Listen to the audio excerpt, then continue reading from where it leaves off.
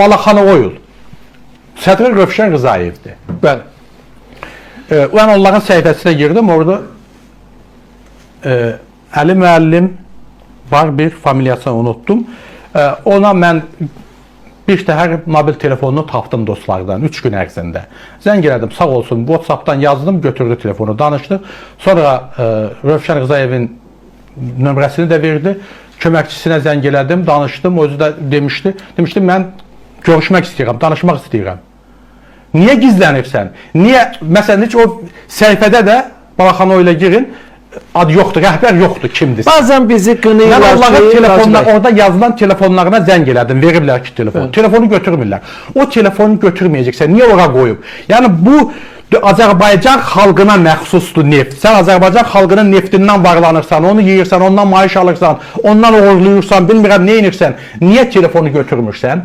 Niyə cavab vermirsən? Və sənə mən zəng eləyirəm, niyə telefonu qaldırmırsan? Mobil nömrəni tapıram, zəng eləyirəm, niyə götürmürsən? WhatsApp'dan yazıram, görürsən, niyə götürmürsən? Sənin nə uğurluq işin var? Demək ki, bunlar uğurluqla məşğuldular, bunlar zülmlə məşğuldular, bunlar ən böyük haqsızlıqla məşğuldular. Və bu faktlar da var və mən düşünürəm ki, dövlət, hüquq mühafizə orqanları bu haqda düşünməlidirlər. Biz bir çox məsələlərə şahid oluruq. Nəyə görə dövlətimiz inkişaf eləmir?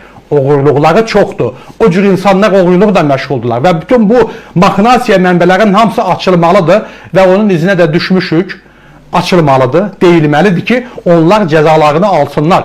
Bu xalqın sərvəti heç kimin cibi üçün deyil, nə də onlar üçün də deyil. Söhbət gedir neft şirkəti, milyonların sahibi, Azərbaycan xalqının adından danışan belə də deyən ki, nefti sənə mən neft qazandıram, neft çıxardıram və sən mənim neftimlə dolanırsan.